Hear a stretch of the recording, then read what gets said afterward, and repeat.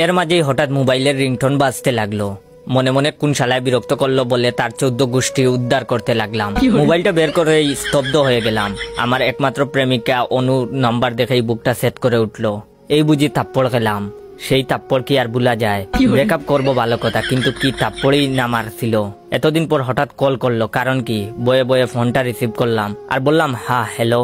সে বললো হারামজাদা কই রে তুই, থাপ্পড়ের কথা মনে নাই নাকি ভুলে গেছস? আমি বললাম হ্যাঁ মনে আছে তো, কি থাপ্পড়টাই না মারছিলা? আচ্ছা এই তুমি কি মানুষ না অমানুষ বলো তো?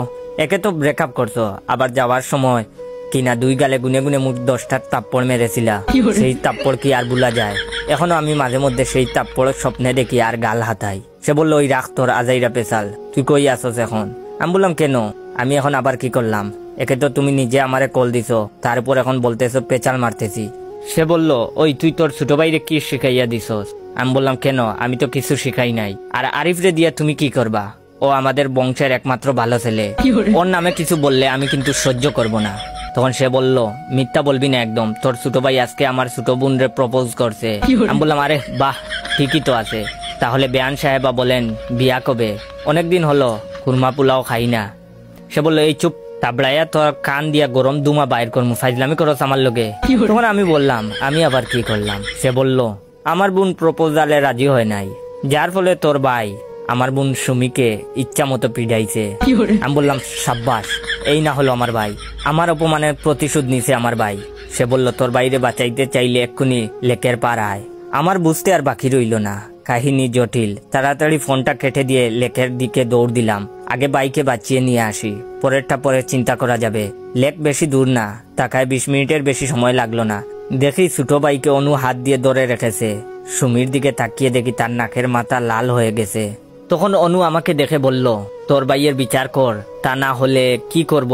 বলেই আরিফকে আমার দিকে এগিয়ে দিল। অনুর হাত থেকে ছাড়া পেয়ে আরিফ বিদ্যুৎ গতিতে দৌড়ে গিয়ে সুমিকে গুমুর গুমুর করে কিল শুরু করলো। এমন পরিস্থিতিতে আমি আর অনু দুজনেই হতবাক হয়ে গেলাম। আরিফের হাত মনে হয় এতক্ষণে মারার জন্য চুলকাইতেছে। আমি দৌড়ে গিয়ে আরিফকে টেনে ধরলাম, কিন্তু ও ছাড়তেছে না।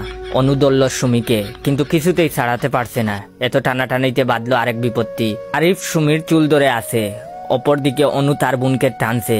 সুমির চুল ছেড়ার উপক্রম প্রায়। উপায়স্ত না পেয়ে আমি আরিফের হাত ছেড়ে দিলাম, তা না হলে যদি চুল ছিঁড়ে নিয়ে আসে। আরিফ ছাড়া পেয়ে দুম দুম করে কয়েকটা করে কিল দিয়েই দৌড়াতে লাগলো। আর দৌড়াইতে দৌড়াইতে বলতে লাগলো ভাই ওরা আমাদের মোট 11টা মারছিল, আমরা আরো বেশি মেরেছি, আমরা জিতেছি ভাই, এখন পালাও পালাও। আমি ছোট ভাইয়ের পিছু পিছু দৌড়াচ্ছি আর বলতেছি সাব্বাস ভাই সাব্বাস, তুই আমাদের বংশের গর্ব, তোর জন্য আজ আমার মাথাটা অনেক উঁচু হয়ে গেল ভাই। 20 মিনিট দৌড়াইতে দৌড়াইতে 2 ভাই বাড়িতে আসলাম। অনেক দৌড়াইছি, এখন একটু বিশ্রাম দরকার। কি বলেন আপনারা? দ্বিতীয় পার্টের জন্য কারা কারা অপেক্ষায় ছিলেন অবশ্যই কমেন্ট করে জানাবেন।